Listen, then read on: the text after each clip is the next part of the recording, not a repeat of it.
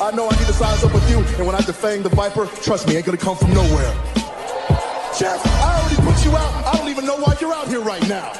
Keep on talking. Hey, do me a favor. Why don't you act like this is an AA meeting and you shut your mouth while I'm sharing with the group?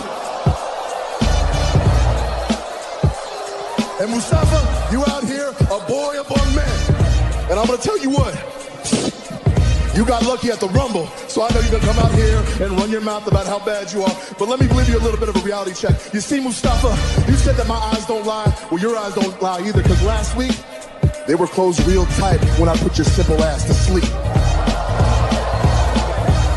And AJ, hey man, be honest with me. How's our old girl Wendy doing?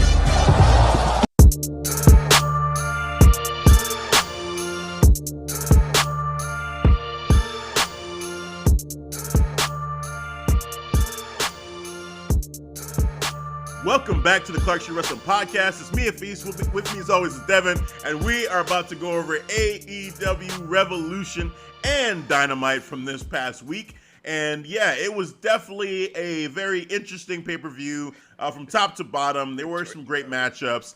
The ending, we'll talk about that. It's a lot of people have been talking about that for the past week or so here, just reacting to what happened in Revolution a week ago on Sunday.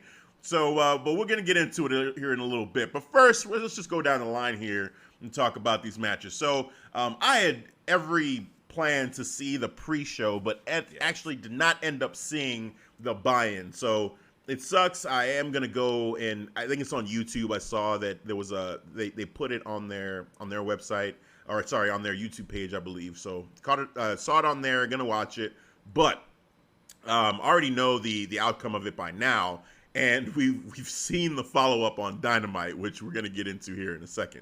So Dr. Britt Baker, DMD, was supposed to team up with Rebel against Riho and Thunder Rosa. But apparently, Rebel could not compete. So she had a replacement. The replacement was Maki Ito. Now, Maki Ito, again, did not see the buy-in, but did see Maki Ito on Dynamite. And let me tell you, if anyone wants to know how to make an impression in wrestling, just watch Maki Ito and what she did. The first impression of Maki Ito is her coming out for her entrance and singing her song, and there being chaos in that ring. Everybody's fighting. The music stopped, but Maki Ito said, "Damn all that, I'm finishing my song." She just kept singing, going at it, like loving life. I was like, hey. My face. I was looking, I was like, what is she still singing? And it's just crazy. Chaos. They showed the wide shot, and you see in the ring, outside the ring, everybody's fighting. All these battles, like bodies flying everywhere. And she's in the back. And I'm just like, she is not gonna stop. Commentary's like, this is the damnedest thing I've ever seen. Yeah, like this girl is like, well, going. when you're live. I guess we're doing this. So yeah, man, just Maki Ito. I'm a fan. Instantly, I'm a fan of what she's doing. I actually saw a YouTube history of Maki Ito online, and just got a little bit of her background. She was a part of a pop group and got fired from the group, but continued on as a wrestler. This is all part of her wrestling background. And I'm still trying to figure out, like, if she was actually a part of if the pop group part was real or not, in terms of her, actually being a singer. Yeah. But, that's a part of her storyline. So she was a part of a pop group, got fired, kept going. And this is her thing. Like, she's just this pop star who is like forever just trying to get fans, win or lose. She just wants to get fans. So she will always sing her song, and she's a little bit of a rebel. Even when she was first starting out, in wrestling, and she didn't have, all of the wrestling skills to compete with some people that were better than her, she still would act like she was the shit. She'd be like, yeah, like, you're not on my level, blah, blah, I'm going to beat you. And then she would get beat. but then she would still come back and do the same thing again. Like, no, I'm the shit. Like, I'm sing my song, and I'm God's gift to to the world, basically, in music. And so I just love what I'm seeing from her from a character perspective. Yeah. Her just being dedicated to this pop star persona by hell or high water, finishing her song, and then in ring just the little like going stiff and becoming that board and falling. Like because they said she has like a hammerhead or something like that, that. And she just went, oh, Dad. I was like, oh, that's nice. I like it. Like, she definitely made an impression, man, because I was like, yo, who is singing right now? Like, with all chaos going on, like, damn this, I'm about to finish my fucking song because she's just all about spotlight on me right now. Spotlight on me. Because the music went off, chaos was happening. I thought she would have like, oh, okay, I got to stop. Let me get in. She was like, nope. Yeah. It's about me right now. I got to finish. It's my moment. I gotta finish my song. Finish my moment. Oh man, it was great. It was great. So Maki Ito, keep doing what you're doing. That was amazing. That was awesome. So yeah, just definitely want to go back and watch this matchup. It ended up being that Dr. Britt Baker and Maki Ito ended up winning the matchup over Riho and Thunder Rosa. Match went about 14 minutes and 50 seconds, so definitely want to catch that. But yeah, just Maki Ito is really what stands out to me out of all of this, basically. And that says something with Thunder Rosa and Dr. Britt Baker being a part of this, and Maki Ito is what we're talking about right now. Oh my goodness. That says a lot. Yes. It says a lot. Yes. For people listening, you know how we feel about Dr. Britt Baker, DMD, and Thunder Rosa. Yeah, that's a lot. So shout out to Maki Ito. All right, so the main card of the pay-per-view Revolution started out with the Young Bucks versus the Inner Circle. The Inner Circle. So, we'll have a follow-up for the Inner Circle after we go over the Revolution card. But how did you feel about this matchup as it was, Young Bucks versus Inner Circle for the tag team title? I'm trying to remember because, we're about a week overdue with this pay-per-view. Yeah. So I haven't watched this pay-per-view again. So I'm trying to remember what happened from the details besides, the end result of Young Bucks going over. But I don't know if that's just say that it was just I don't know if it was just like just going by the numbers wrestling match, but I kind of after I'm trying to remember, it felt like it was because I knew that Inner Circle wasn't going over. So maybe that kind of just took me out of it, though. But that's my perspective of this match right here, though. Yeah, I mean, so for me, the big thing going into this matchup, we both predicted the Young Bucks were gonna win this match, and with Papa Buck being destroyed the way he was, with the Inner Circle having some issues, amongst them, there were a lot of reasons to believe Young Bucks were gonna win this matchup. The match itself, I feel like. Overall, I remember it being entertaining overall, and it was a solid matchup. But really, the story for me and all this is the bigger picture of what's going on with the Inner Circle, more so than this matchup in particular. Young Bucks did their thing. I remember Jericho ended up eating the pin at the end from the Young Bucks. But yeah, overall, it was less about the match and more so about okay. What is going on with the Inner Circle? How long is it going to be that, this is going to be able to hang together? And we would get that answer on Dynamite because they had their War Council. I'm going to hold off on that, though, to talk about it a little bit later because it's pretty big what happened at the War Council. So we'll come back to that later on. Juicy stuff for later. Yes. But matchup-wise, with tag team matches in AEW, usually they're really solid matchups.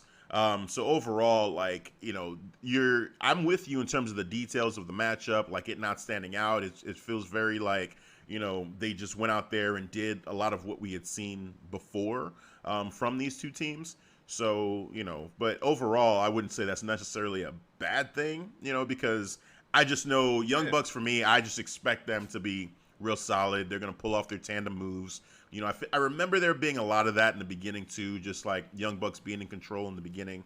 But overall, just story-wise, I was more focusing on, hey, Jericho, MJF, what's going on here? What little hints, nuggets are we getting of what's coming in the future? And yeah, I mean, big things coming, so we'll get there. But Casino Tag Team Battle Royal for an opportunity at the Tag Team Championship. So this was the one matchup that we differed on our picks. And this was basically a pick'em, right? There were so many teams in this. And I was just like, who did you picked Santana Ortiz. And they were out like remotely close. So I was like, well, there go my pick.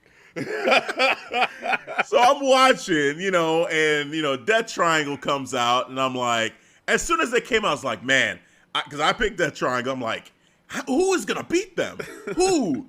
And then when Jungle Boy started his run, I was like, oh shit. Like, I should have picked Jungle Boy. Like, I don't know, man. Like, Jungle Boy, the crowd was with him. It just felt like the momentum was on his side. And then Silver was there, too, at the end. And I'm like, oh, man. Like, that was one of my honorable mentions was Dark Order. Yeah, Silver. So, yeah. So I'm like, I don't know. But I'm hanging tough. I'm saying, okay, Death Triangle. And then it came down to Ray Phoenix and Jungle Boy. And I was like, I'm right there. Let's go. And then sure enough, I thought Jungle Boy was going to toss him out, but he didn't. Ended up being Ray Phoenix. Ended up picking up the victory. And I couldn't believe it. I was like, man, of all the teams I could have picked, for me to land on Phoenix and I just shook my head. I'm like, really? Hafeez got this right. Victory. Out of all the possibilities in that match, and he gets it right. I got it right. Story of my life, people. Woo! Oh, Death Triangle. Thank you. But unfortunately, my flawless victory would be stopped. I would not get the flawless victory. I would miss it by one, and we'll talk about the reason I missed the flawless victory here in a little bit, man. But yeah, man, Death Triangle pulled it off. So yeah, and I'm looking forward to this matchup that they're gonna have with the Young Bucks coming up. They're starting to build it up little by little. It was Matt Jackson versus Ray Phoenix on Dynamite. They had a matchup, great matchup. It was. I mean, Good again, it's match, one of man. Singles matchup between these two guys. And Ray Phoenix, we know what he can do in singles. Matt Jackson, is very rare that we see him in singles, but he held his own with Ray Phoenix, man, and did a great job. I want to say, didn't these two had I want to say the last singles match they had was last year, but it was like when they still had a crowd though. And I remember seeing Matt Jackson having a singles match with Ray Phoenix. And you're probably right. Like I can't remember that one specifically, but I wouldn't doubt that you're right on that one, man. Ray Phoenix is, to me, top 2 in the world. Kenny Omega. I've said it on here. I feel like he's number 1, and Ray Phoenix is right there with them, man. And on any given day, I feel like Ray Phoenix is the best in the world too. So for me, anytime you say Ray Phoenix is in the matchup, I'm tuning in, man. That guy is amazing. Amazing. Because he does like 3,000 kick spins, whatever. Like, he could just do it all, man. It's so crazy. Easy. So when he does the suicide dive to the outside, I remember that one time where he went too far and he landed on the barricade. Yeah. I was like, okay, that was an accident. He went too far. Now that's just his thing. Now he just goes out there and he goes all the way through to the barricade and he goes to over it. He's like, I'm gonna overshot this. Watch. I'm gonna overshoot it every time now. Like, what the fuck, man? Like, just the athleticism of this dude is unreal. It's inhuman. Just I think the first time he got to the gate, he was probably like, you know what, I probably can clear it on the next time, because he kind of landed. He did it cool. I can clear it. That's probably what happened. Yeah. Oh my God. I need to go and find. I'm sure this matchup has happened. Ray Phoenix and Ricochet. Like, I need to see these two guys go at it, man. Like, Lucha Underground. Yeah, when he was Prince Puma. I gotta go see that. Yeah. I gotta go. I'm gonna find it. I'm gonna see it, because just Ricochet's athleticism is like the only person I can think of that could match him to that level. Yeah. Will Ospreay too is real good as well. So I mean, that's another one where just the things that man can do is just ridiculous. So, and I've seen Ospreay and Ricochet go at it, but yeah, Rey Fenix, I need to see him against Ricochet. So yeah, man, but great showing here by the Triangle in the Battle Royal. So we're gonna keep it moving here, though. A matchup that I think could be considered for match of the night is this next matchup, actually. Hikaru Shida and Ryo Mizunami. So this matchup, I feel like when we were talking about this, I wasn't super excited about it because of the way that the tournament ended up going. Yeah, same here. Just the U2 aspect, and then Bleacher Report, putting one of the matches on there. I'm like, I'm not really liking the way that they're showing the women's division. We've talked ad nauseum about how we feel about the women's division, and listeners they know. To be Viewers know. Yeah, they know how the we listeners feel. know. Yeah, exactly. Y'all know how we feel about this. So but this matchup here, I felt like, man, So I think they did a good job in the video package before the matchup to give us a little bit of the backstory and, get us invested in the fact that Ryo basically was like a mentor to Hikaru Shida. And she told her, not in 1,000 years, if we fought 1,000 times, will you ever in your life beat me? And they faced each other apparently 3 times, and all 3 times she didn't win. Like Hikaru Shida just has never beaten Ryo. I wish we would have gotten that earlier. I wish he would have told that story a little bit more. Yeah. But I kind of, because I'm just wanting to invest so much, like I every little nugget that they would throw out, I would latch onto that to help me get more and more invested in the story. And then watching these two go at it, just some of the back and forth, man, the no selling on some of their moves, like German suplex, get up, fuck you, I'm gonna come back, clothesline, fuck you, I'm taking this and going back at you. Like, dude, you can feel like they both refuse to lose. Like, I could truly, truly feel that. The running knee from Shida, she hit that a couple times, and Ryo just would not go down. It took Shida finally to do like a spinning version of her running knee to be able to finally put her down. But yeah, man, this matchup, I felt like they really did a great job overall of taking a match that I didn't have much anticipation for and getting me invested and just putting on a great match and telling a great story in the ring. So I think it's a contender. I do you one better. I was like on the opposite end of just not feeling this. Of like like we said, the whole women's tournament, the way they just did the format, just wasn't feeling it. And then even for the build up towards the match, I was like, all right, I'm gonna see what these ladies do. And I was on the edge of my seat for Shida because it was just times I'm like, will she lose? Like, it was just some close fucking calls. When Ryo did that leg drop off the top rope and just the way Shida sold it, just like kind of, shock her body and the way you sell that leg drop, I was like, oh my God. And 1, 2, I was like, oh my God, I can't do this. And I'm like, oh man, this is what actually I miss, me getting excited for AEW women's, match. And I was there with this, man. This was fun. Yeah. No, it was a lot of fun. Great matchup. Yeah. And yeah, it's one of the best matches of the night overall, man. They did a phenomenal job. So shout out to them. Hikaru Shida ended up retaining. She's still champion. So that title reign, has the longest title reign of anyone in AEW currently. So shout out to her for that. That's great. And yeah, just want to see like who's next, for Shida. Like I wonder how they're gonna do this. Whether it's gonna be, do we go? Well, okay, let's talk about that because that was that a Dark? That was on Dark. Swole had a promo. Yeah. Because she basically was. It almost felt like she was responding to us. Like for real, like directly to us. The only thing she didn't do was say Clark She Wrestling Podcast because she mentioned like how she wasn't in the tournament and she's sitting at home and she's underutilized, and I feel like this is everything we're saying, So like I felt it when that promo she cut. You basically just saying, hey, she's sick of waiting, she's sick of this, and whoever comes out on top. Like it's nice you guys are doing this final for the championship, But whoever wins that, just know, like, I'm owed, and I'm gonna collect. Like, I'm gonna, might as well. I'm a bill collector. I'm a bill collector, right? And I don't play. I ain't playing no games when it comes to collecting what's mine. I said, okay. Okay. I'm hearing the Leo Rush, like, I'm here to collect. Like, I'm hearing that in my head now. I'm like, that's what. There you go. Yeah.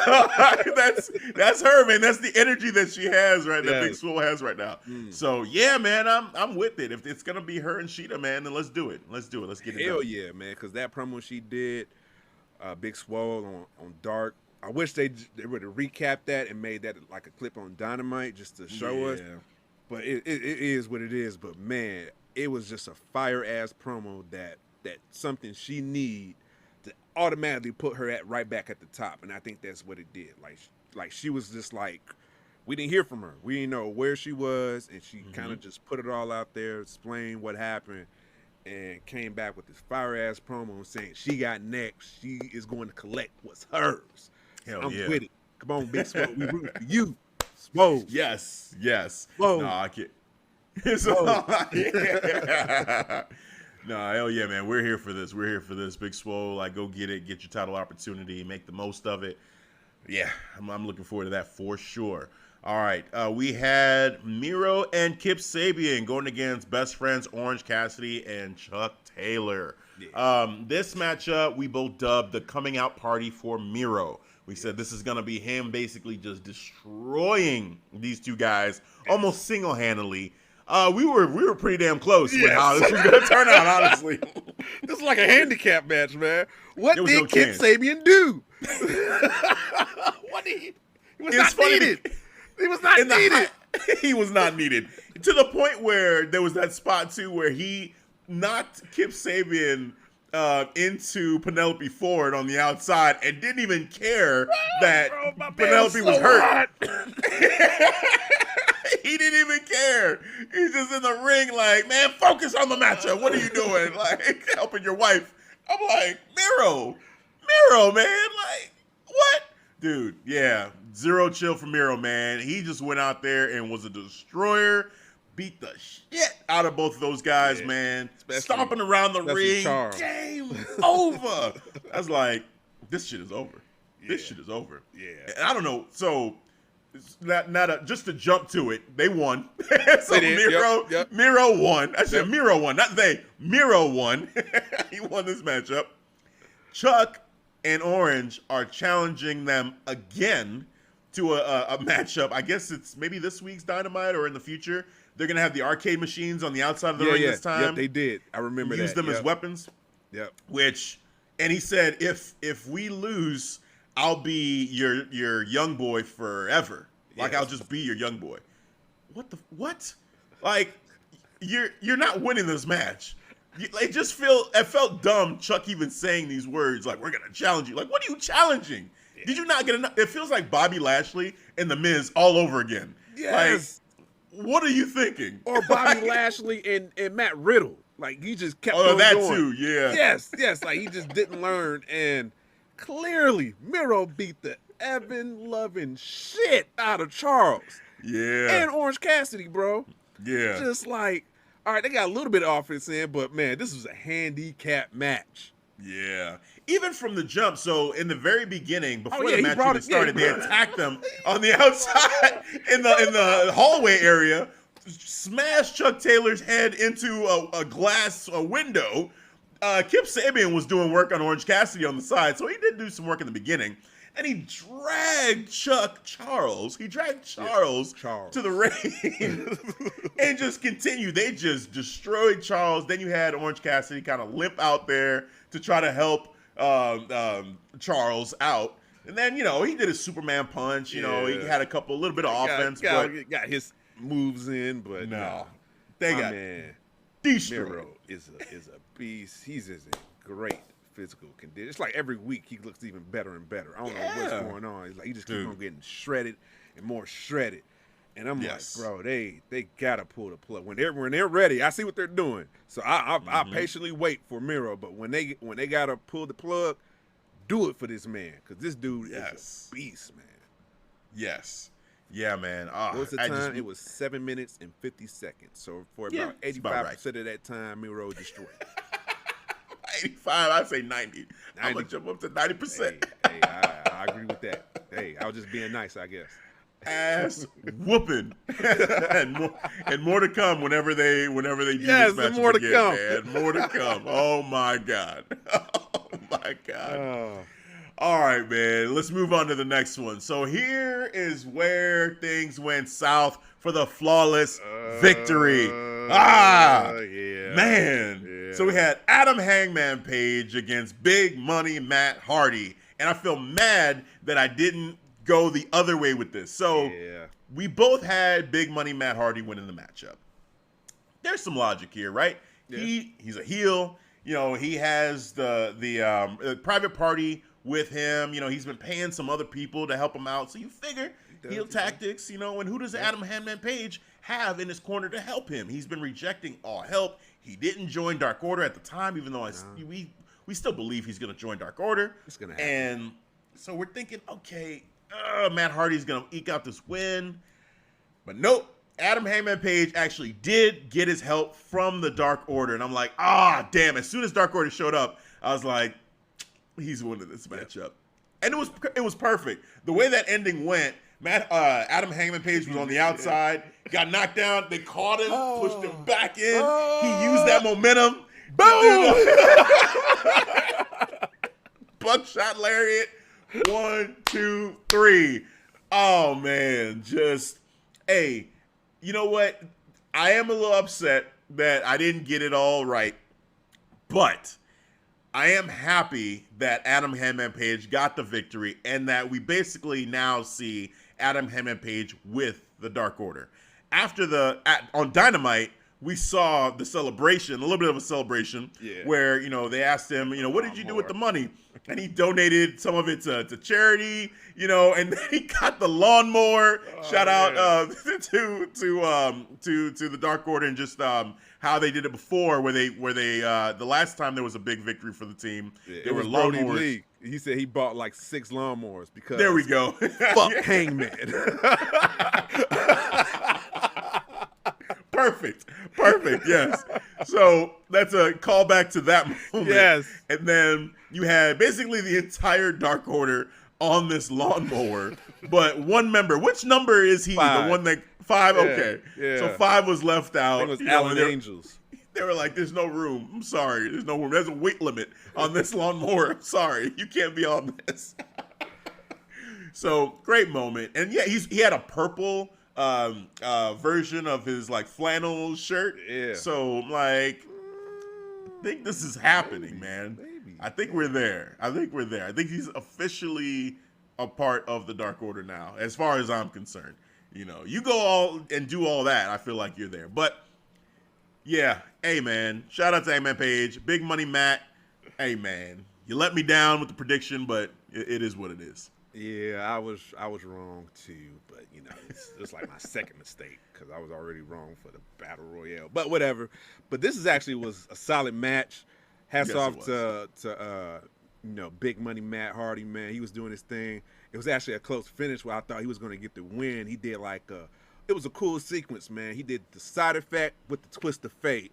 I was like, oh, this looked like this could be it, you know, with the 1, 2, 3. But it was a close finish. But that was one of my favorite moments right there that it got me on the edge of my seat when I thought Matt was going to get the win. But I like the end. You described it well. You know, buckshot lariat for the win from Adam Page. He got the win. He got his lawnmower riding high with his Dark Order crew. He does, man. It's great. It's great to see them just having a good time, having fun. And yeah, Hangman, I feel like let's just come out and make it official next week's Dynamite. Just go ahead and do it, man. I'm here for it. I feel like so what we were thinking before was, all right, if he loses, then the Dark Order will be the ones to pick him up. Yeah. But now it feels like they're already just saying, hey, let's just ride the momentum, have him start the winning streak, but then they helped him out. They had his back when the numbers game was against him. So it makes sense. Right. They back him up. They got his back. I like that. Yep. Yeah. I'm with it too. They're still giving him support. They are, exactly. They literally giving him support as he was gonna fall to the outside. So, no, that was awesome. That was awesome. All right, we had the Face of the Revolution ladder match happen, and both of us. Wait, what? Sonic, bro. No, the brass. Yeah, no, ring. that's why you're doing that. I was like, I hear you saying Sega, but why? Oh, Sonic. Yes. So the giant donut that they had at the top of the ladder match, basically, which also some people have choked and said it's like the rings from Sonic the Hedgehog, was supposed to be the brass ring. So this was supposed to signify. Your brother put that post on the group. Yeah, I didn't see that, but that's great. That's awesome. But yeah, man, it was funny. It was funny seeing that up there. You know, I get what they're trying to do, but now we got the memes out there, so it is what it is. So the contenders for the giant Sonic ring were Cody Rhodes. We had Lance Archer, Max Caster, Penta. We had Scorpio Sky, and the debut of Ethan Page. All ego, Ethan Page, aka the Karate Man from Impact. Was that his last match when it was Ethan Page versus the Karate Man? It was. You didn't see him no more after that, bro. Man took his heart out. He took his heart. They just kill people left and right in Impact, man. Like, they actually deal with death in this in that show. That's crazy. They do. I love it. dude. Because the bunny died on Impact, and then she went to AEW as well. So that's crazy. We got a couple ones. Valkyrie was part. Well, I guess no one died in that one, but it was fired. She got fired for. Well, no, she got sent to prison because she got arrested. Yeah, that's right. You're right. For attempted murder. Fired when you look at it too. Yeah, I mean, well, Tommy Dreamer was like, they asked him like, what do you think is gonna happen to her? She's like, well, if she gets lucky, she goes down to Jacksonville in terms of Jacksonville Penitentiary, but it's AEW. But if she's unlucky, she goes up north to Stamford, and gets 2, maybe an option for 3. I'm like, this dude. I laughed so hard when he said that. And sure enough, she's on NXT now, or she's about to be in NXT. So, shout out to might make a debut for NXT Stand and Deliver. Might, yeah. No, that would make a lot of sense. It would make a lot of sense. So yeah, but we had the matchup, Face of the Revolution ladder match. We had both picked Scorpio Sky. We were both right in that prediction. Scorpio Sky, reach for the sky. He reached for the sky, grabbed the giant donut, the giant Sonic ring, whatever you want to call that thing that was up there, the brass ring, and became the #1 contender for the I almost said NXT, for the AEW TNT Championship. So the matchup itself, I'll be honest, I felt like it was actually not as great of a ladder match as I thought it would be. There were some crazy spots, but I don't know. It just it didn't jump out at me as being like, oh my god, like this is one of the craziest things. Like it seemed like almost like a paint by numbers kind of ladder match overall from my perspective. But I was happy as hell with the outcome that Scorpio Sky ended up winning. So that's just what I was watching for mostly. Like, okay, where's Scorpio Sky? Where is he? Like, as soon as he disappeared, I was like, oh shit! Like, they're not gonna give it to him. It's gonna be this guy or that guy. But Scorpio ended up getting the victory, what made me real happy. But what were your thoughts on this matchup? I thought Lance Archer looked like a beast. I enjoyed him. I thought he had a good showing for this Face of the Revolution. For a ladder match, big guy in a ladder match, you think, what can he do? He did a lot, of how he used that ladder as a weapon. It was one point he threw who he body slammed onto the ladder. Either it was Ethan Page did the outsider, the Razor's Edge. Razor Edge. Yeah. Doesn't give a fuck about he just as soon as he throws, he's like, fuck you, bro. It's on your own. Right. How you land. Yeah, that too, man. But I thought it was to me, I enjoyed it because it was just a fun match. I enjoyed people getting destroyed on ladders. I enjoyed those spots, so it kept it entertaining from that. Mm-hmm. Maybe it could have used a little bit more teases, people going for the ladder. I thought it was missing that. Yeah. So maybe that's why you felt like it, it wasn't like that exciting. But I thought that was missing the close calls though in the ladder match. No, that's a great call out there because for me, yes, I just felt like something was missing. Like it felt like it was entertaining. I definitely never was like, oh man, this is lame. But after the fact, I was like, man, it just didn't have that feeling of how because usually with ladder matches, I just am always like, holy shit, like what am I watching? This is crazy. And for me, I felt like this one, I don't remember having that feeling about it. I just remember it being like, okay, it happened. And I was happy with the outcome, but overall, it didn't feel that memorable short of Ethan Page making his debut. Mm-hmm. And Ethan Page, so let's talk about that. What do you feel about it being him, being the guy that showed up? Were you like, oh, hell yeah, Ethan Page, or were you underwhelmed? Was it just right? Like, how'd you feel about that? I think you said it right, just right, because I'm familiar with him from Impact, and I saw what he did with the Karate Man, and for him to come out, love his new Monarch, all ego, that was perfect, Mm-hmm. and he's a good wrestler too. So I thought it was fitting for a debut match for get casual lookers to see who's all ego Ethan Page was all about. And I thought he did great in it. I thought he had a good showing in the ladder match too. Cool. Yeah, overall, I mean, solid matchup. Scorpio Sky ended up victorious there. I guess we can. Well, we're about to talk about Darby and staying here a little bit because we had the what was the signing of the potential Hall of Famer right after. You want to? Let's go into that first. Let's do that first. So actually, you break that down. You break that down. All right. So right after this match, after the Face of the Revolution ladder match, we went for the debut of who could it be? The new signee of AEW. So we saw the wording. It said outwork everyone. You saw people standing up. I was anticipating. I'm like, who could it be? And you saw the name, Christian Cage. I was like, oh, okay. Oh, no. Oh, cool. Christian. Okay, cool. All right. All right. He comes out like this. He has the... Did his thing. He has the contract. He signs it. Takes one more look. Goes backstage. That's it. If Christian was... I'm going to say this. Christian was never my cup of tea. Okay.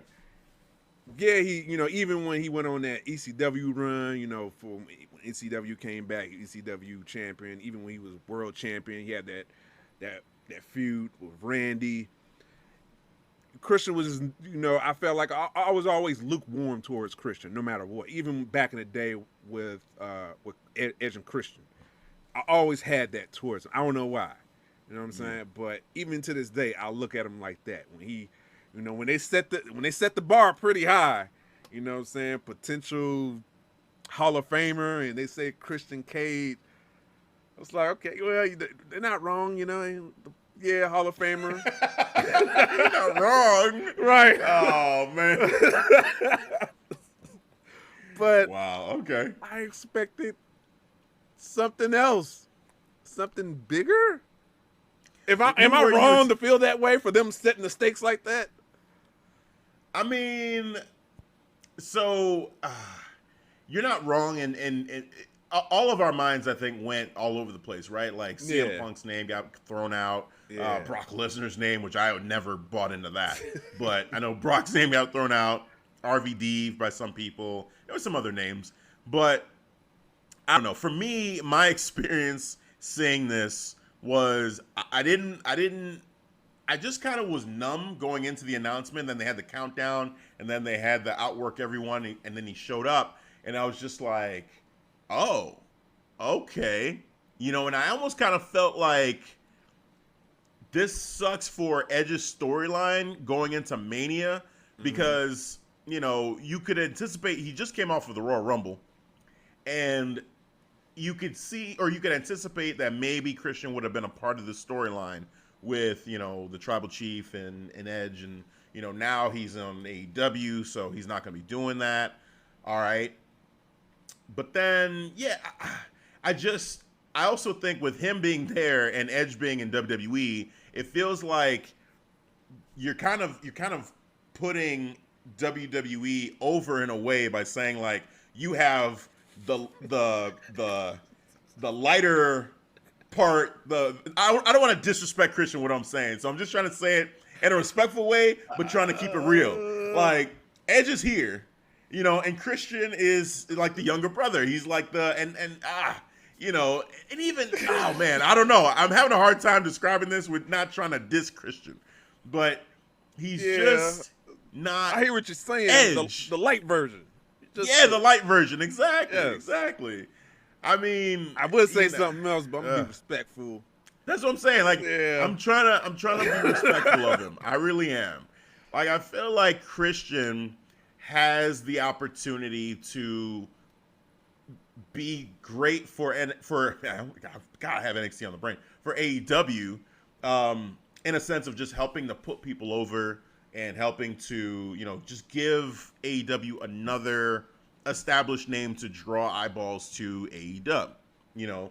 And I feel like, yes, he's the lighter version of Edge, but he's done great work on his own too. Like when he was in Impact, I mean, he did his thing. Yep. You know, so I feel like it could be really good for them, you know, and being connected to Edge, there's the downside of it to where, you know, there's Edge that we're all like, oh my God, Edge is great. But the good side of it is, hey, like, that rubs off on like you being in one of the most popular tag teams of all time. You know, you have a popularity, you have a fan base. I know people that actually are more Christian fans than they are Edge fans, believe it or not. So there are some people out there that would say, like, hey, for them, AEW got the better part of the deal because Christian's more interesting of a character and of a personality overall. I mean, I know there's fans out there that love Christian. I think I want to say Dom is a Christian fan too, just from what I've seen what he's posts. So I know there's people out there. I'm just saying, me personally, Christian just never did anything for me. Like his character, his ring work is always phenomenal. But I'm talking about like maybe more on the character side. It always seemed it was more lukewarm for me. Yeah, I think you almost have to address the comparison if you're AEW in a way that, you know, you own this situation and say, like, you know, like for whoever goes against Christian, bring up Edge and how he's better than Christian and put that chip on Christian's shoulders.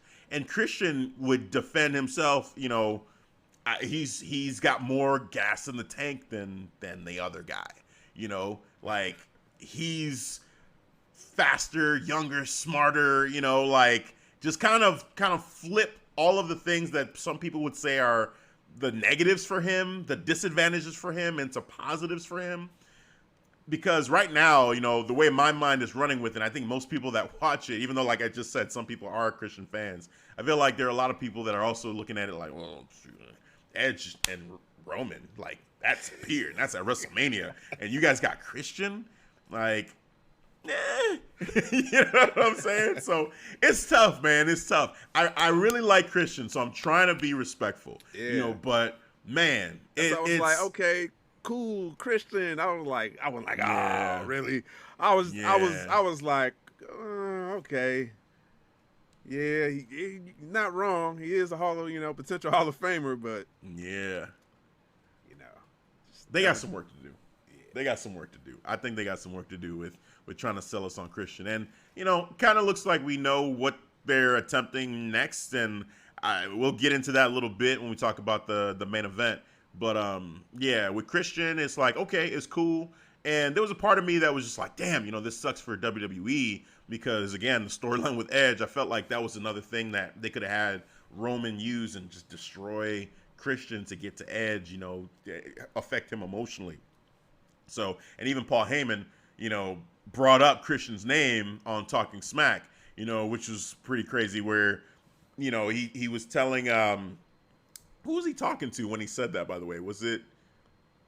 Oh, he was just talking to the audience. Just in general? He was talking to the audience? Yeah, okay. He was just talking to the audience. Yeah, I was trying to remember, like, if he had somebody on set with him besides Caleb, but, he was basically saying, like, hey, like, he ran off before, the tribal chief got to get his hands on him, and how many more of your Christians have to go through, what was the line that he had said? Like, how many Christians are going to convert? Yeah. Yeah, he used, like, that line. Yeah. To get to Edge a little bit. So yeah, man. I mean, it's interesting. It's interesting that this is the guy that jumps ship and goes over to AEW right after Royal Rumble. I mean, we'll see how AEW chooses to use this. But like I said, we'll kind of double back a little bit on this when we talk about the main event. But before we get to the main event, we had one more matchup that happened. It was a cinematic street fight between Darby Allin and the team of Darby Allin and Sting, not Darby Allin versus Sting, but Darby Allin and Sting versus Team Taz, Brian Cage and Ricky Starks. So I think did we make a prediction on whether or not this would be a cinematic matchup? I think so. And I think I said it would be cinematic. I think we both said cinematic. So the fact that it was cinematic kind of bothered me with this matchup. Like, I do understand why. I get it. You want to protect Sting. Yeah, totally makes sense. I was bothered by the cinematic style with certain reasons because within the cinematic, if you're gonna make it cinematic, you go ahead first. You go first. Well, so for me, it's just that the fact that you had a crowd, which we didn't bring that up in the beginning. There was a limited capacity, so there were more people in the stands. You could hear them; they were pretty audible. And if I bought a ticket to go see this show, I would be upset at the fact that Sting wasn't there, that I'm watching Sting on a screen versus seeing Sting in person. So, me watching at home, that's where kind of my mind went. It's like, damn, this is kind of a shitty, way to pull a swerve on the buying audience that was there. So I feel like that sucked. But I get it though. I get it. Like if we're trying to have Sting in his first matchup look good, like let's make sure that we do whatever we can to protect him. So if we need to film it previously and then do some cuts, some edits around it to make the moves look better, cool. I get it, but it bothered me that for a show that has fans there that we're doing a cinematic matchup. Now we may be getting a similar thing at WrestleMania with The Fiend. And for that one, too, it would bother me if they did a cinematic matchup with The Fiend and Randy, with people there. I just feel like, I don't know, it's just weird. And they also had commentary, talking over it, too, which was weird. Like, it felt off. That was my biggest issue, was the commentary. Like, it wasn't more of a, the audience had to watch this. It was just more, all right, I expected this to be a cinematic match. I'm kind of just in the mind frame of cinematic match more from how WWE programming now. So when we have a cinematic match, it's usually commentary. You hear more of the theme music, more of the wrestlers. And I thought that's what we was going to get. From what I was hearing, theme music, background music sound pretty tight. Maybe some more of the sound effects from the punches or just from getting tossed. Would have been cool if I could hear that all, but it was just the commentary, man. Especially fucking Taz. Like what is he using? What is that, a bat? The bat broken? I'm like, bro, can I just shut this shit off? Right. Where's the DVD option for me to just turn the commentary off? That's what I want. I want this 100%. Off. Yes. And I would have been all for it, man. I probably would have gave this cinematic match a fucking A+. But because of the commentary, it just took me out. And then hearing some of the audience too, like you can hear the environment from the audience, the environment from the commentary. So that didn't play. Like just shut all that sound off and let's just focus on the cinematic match. Like it's yeah, that's my take, man. That was my take. Yeah. No, I agree. And, with cinematic matches, like, I have a hard time taking it seriously overall with, like, certain big spots. I feel like, well, it's not like so there's an element of danger with live matches to where I'm more concerned about, oh my God, this is a risk. Like, going up a ladder or climbing on a stage or something. And the spots that Darby was doing where, he would climb up a platform and jump down, like that last spot where he took out Brian Cage. Yeah. It was crazy to see, but at the same time, it was kind of like, but this is edited. So I don't know. I didn't so that care. Took you out? Yeah, like the whole thing. What it had you think? You think the director was like, all right, Darby, let's do that one more time. This time with a little bit more impact with the elbow, okay? Right. Or like, they can put stuntman and I wouldn't know. But me thinking that way, I'm just thinking like they're using tricks to make this look the way it's looking. And I don't like cinematic matches from that standpoint. And with this one, I felt like they shot it cleanly and it looked good overall, but I just wasn't invested. Yeah. But I guess I just wasn't invested in the matchup. The cinematic factor of it, like there being like less risk this way, I like it as a human being for Sting, but I didn't like it from like I'm just not invested anymore. I just don't care. Like, and I knew like definitely Sting and Darby are winning this matchup now because like you're not gonna have. First of all, we already talked about it, you're not gonna have Sting lose his first match, but the fact that it's cinematic, it's like you definitely aren't gonna have him lose this way. So it's just what it was. It was okay, but it was probably my least favorite moment of the whole show overall. Yeah.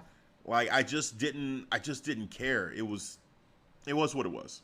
I want to say it wasn't my least, but man, they definitely, that commentary team took all the air out that room just for that. Because I was looking forward to this cinematic match, man, because it took me a couple days to finish this pay-per-view, just being busy, had a busy work week, but just me being on the social platforms, hearing people give like high praise, like, oh man, it's like one of the best cinematic matches. So I'm seeing this, so like my expectations are getting slightly a little bit higher and higher. I'm like, okay, all right, let me see what this is all about. So no one's mentioning about the commentary. No one's saying like, oh, this match is fire, but goddamn, that commentary, I wish they shut the fuck up or something. No one mentioned about this. No disclaimer. So I'm thinking like, all right, man, all right, cool. We get into the match. I'm seeing, they show Ricky Starks. They show Brian Cage, but I'm hearing Taz like, oh, there they go. I'm like, oh, are they talking? Are they gonna talk throughout the whole match? And yes, they did. They talked throughout the whole match, man. I was like, yeah, I'm done. Yeah, I'm done. No, not needed. I feel like this and the latter match, as far as matches go, they're the two that I'm looking at like, all right. And it's not to say like it wasn't bad. It just was the least one that I cared about it the least. But it wasn't a bad matchup. And then elements like that with commentary was just kind of annoying. I just wasn't feeling it. I wasn't feeling this matchup. And, we're right before the main event, and that's the one that I was most anticipating. There we go. So, yeah, just leading into that, I'm like, all right, just get this over with so we can get to this exploding barbed wire death match. Let's transition, man. Let's get right into it. Exploding barbed wire death match for the AEW World Championship. We had Moxley versus Kenny Omega. So we're here. We are post a death match, an exploding barbed wire death match. It's important to get all those elements because all of those elements individually play a part into all of this. They do. So the rules were explained. First off, there's, the barbed wire is around three sides of the ring. One part was exposed so that, doctors or whatever could get in if needed. Also, anytime they would touch the barbed wire, there would be a explosion that would go off on that side. Yep. So you hit the ropes and you hit the barbed wire, triggers an explosion. Cool. The big one was there's a 30-minute timer, and the 30-minute timer, if this match isn't done by 30 minutes, all the explosives go off. Everything they got rigged in this death match will go off simultaneously if the match isn't over in 30 minutes. All right.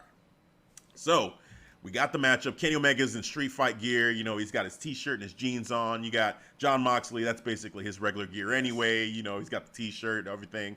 So they're going at it. And even this matchup was... Ref, too. He was prepared. Oh, the ref. Let's not forget the ref. They almost lost me with this. They almost lost me.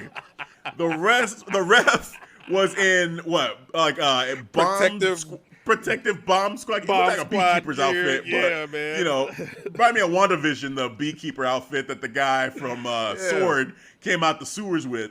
So, you know, he was all to the nines, you know, in like this radiation gear, whatever, bomb suit. And that was goofy, but whatever. The match started off. They're going at it. They're like teasing, like, you know, they kept pushing each other's head towards the barbed wire, trying to get the other guy's limb to the barbed wire, you know, doing rest holds in the beginning because really, like, the tension was there. What is going to happen when someone hits one of these barbed wire triggers? And I was almost out because of the referee, but then I came back in when the match started because I'm like, yeah, what is an explosion going to look like when they hit the side?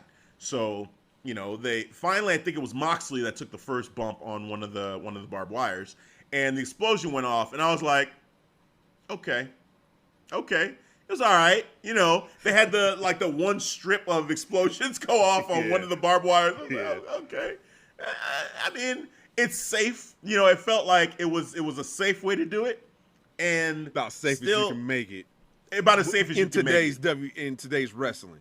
And I'm like, cool. I'm glad that they're being safe. First and foremost, I don't want anybody to get hurt. Yeah. I get they're trying to do this whole thing with explosions, but let's not everybody get hurt. So I let myself kind of accept what they were showing me, right? So, okay, you got the explosions go off, cool. Then as we get into the matchup, we had a couple more instances with the explosions on the sides going off.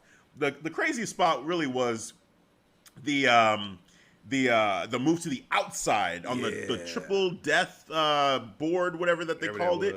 Yeah, whatever that was. They did a spot where they both went out to that board with all the barbed wire, and that was scary to see.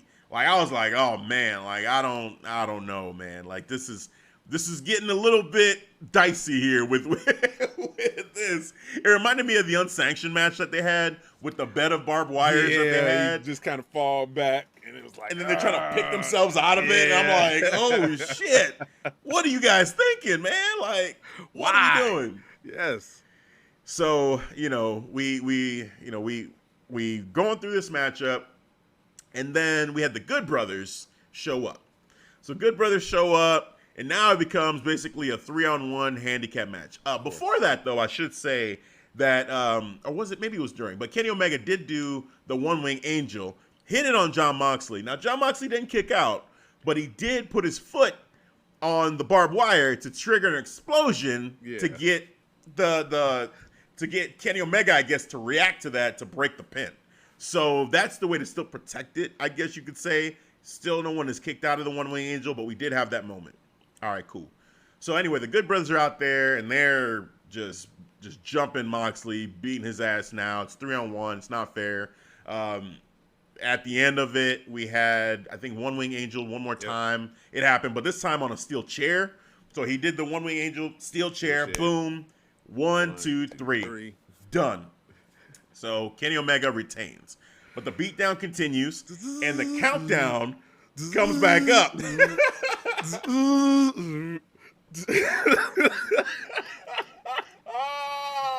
Commentary is like, all right, you know, guys, get out of there. Get out of there. Get out of there.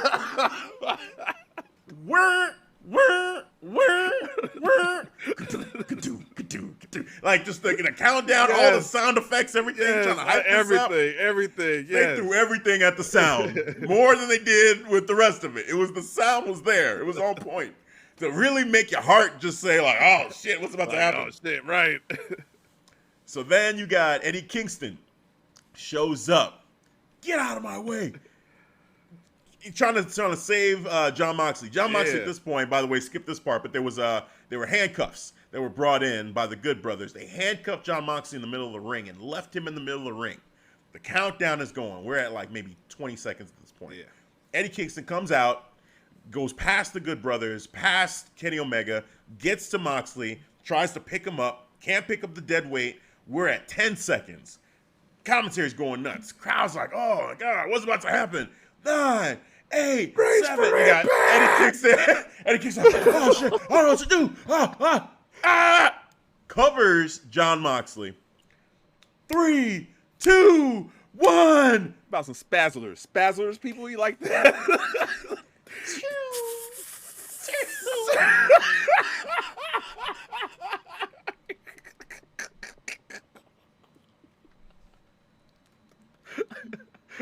I can't do it.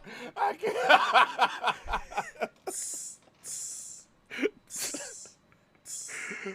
Dude!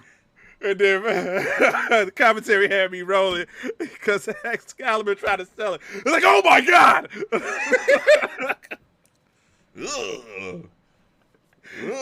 Eddie Kingston tried to sell it. I'm sorry. Dead. Eddie was dead. He was dead. He was out. Just. Oh man. I was embarrassed. I felt embarrassed. It's not me putting this on. It's not me. I have no part in any of the construction of this contraption. I felt embarrassed. I really did. I felt like, oh my God, this is uncomfortable to watch. I feel weird about this because we all feel it. Like this is not it. This is not what you guys were building up. It's not what you guys sold. Huh? It was embarrassing. That's it. Just this is the explosion. This is what we were all working. I'm like, you want to potentially pay $50 for this?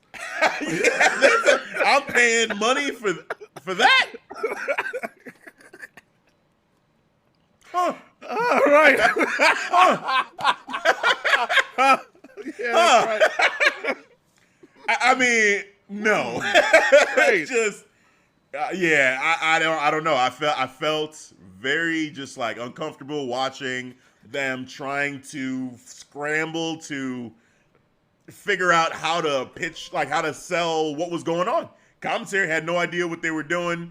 No. Eddie Kingston just sold it like a good, part of the roster, like he's just selling, because he had a job to do and he did it. He was like, well, fuck this. Moxley was good. So after they went off the air, Moxley addressed the crowd because the crowd booed also. Yeah. That was another thing. The live crowd there was booing. So when they went off the air, then I went on social media and I had found the video of what he had said. He's like, yo, Kenny Omega is a tough son of a bitch, but he can't build an exploding ring worth of shit. And the crowd loved that. They're cheering. They're like, hell yeah, like that was good. He's like, I've seen more crazy stuff on MTV's Ridiculous than that, man. What the fuck was that? I'm like, all right, cool. So now we're trying to blame Kenny Omega for what had happened. Eddie's still selling. That was still. He was like, Eddie was still like this.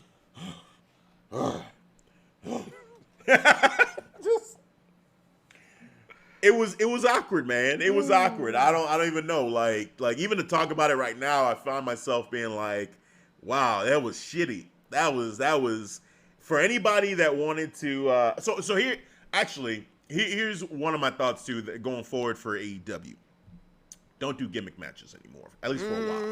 You want to come off gimmick matches for a while. You want to stop. Because, we've seen them do a bunch of these gimmick matches and it just doesn't live up to the hype when they're great at selling them. Yeah. They're not great at executing them. Yeah. Like, what was that Mimoso match? Yep. Yeah. Yep. Chris That's Jericho the other one that's on my mind. Shit out of it. He was selling the shit out of that match. And it ended up being like, wow. Like, what the fuck is this? Like, what?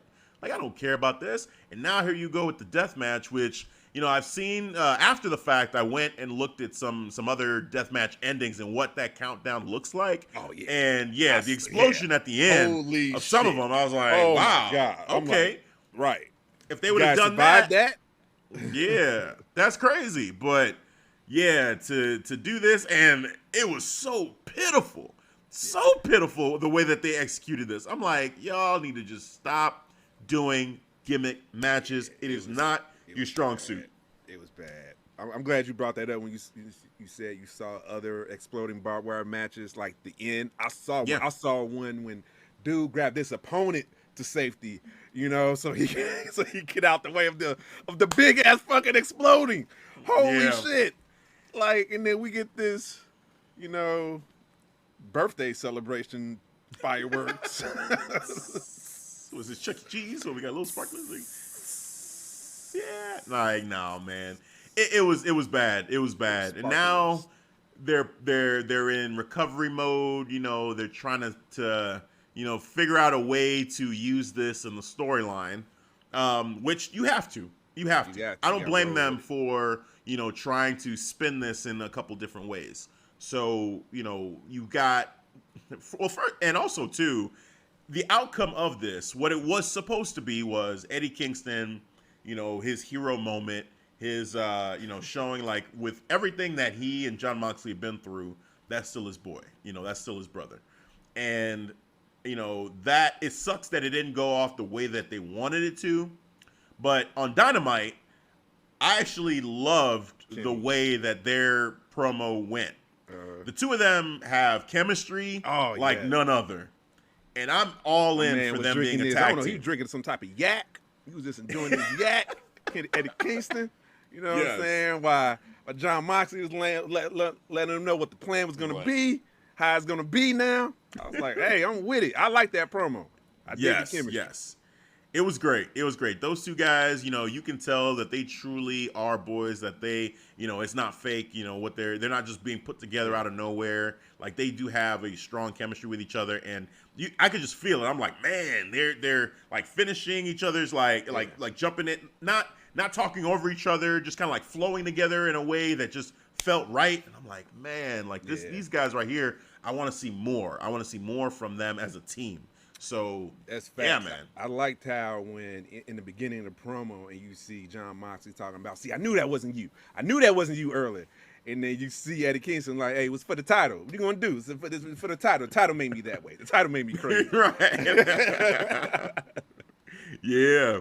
Dude, man. It was great. It was great. Definitely check out that promo between the two of those guys. But then let's talk about Kenny Omega, and his explanation. So John basically John and Kenny. Oh, sorry, John and Eddie. Didn't they say Impact paid for that explosion? They must have paid for that. Yeah, Impact must have paid for that explosion. So they're blaming Kenny for being shitty at making the ring. They're blaming Impact. They're putting all the blame on them, just failing at creating this exploding ring. On Kenny and Don Callis' side, they're more doing the we gotcha. Like, we took away what was supposed to be, Eddie's moment and John's moment to die a glorified death. Like, we took that away from Jon Moxley, and we take pride. We laughed at you guys, in the way that you guys were in the ring with each other, dry humping each other in the ring. This is what Kenny Omega said. He said, they reenacted it. They had the countdown. Kenny Omega gets down. He's like, oh no, it's happening. Quick, Don, quick. 69 me. And you see him, and Don gets on top of him, and they're at north-south. And I said, what is happening right now on my screen? Dude, it was hilarious. Kenny was wild, bro. Kenny, oh my God. Wild. Dude, they're having a good time with this. Yeah. They're having a good time with this. I do appreciate them, being able to spin this in a way that still makes sense for the story. It was a good cleanup. It was a good cleanup job. Like, you guys swept the hell out of this right here, man. Yeah. And put a good spin to it. I like it. I like how Jon Moxley, Eddie Kingston kind of portrayed it, and I love how Kenny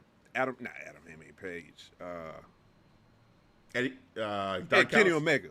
Oh, Kenny and Don, how they put the spin on it. And saying like, we made you guys look stupid. We took the moment away from you guys. I'm like, okay, I like it.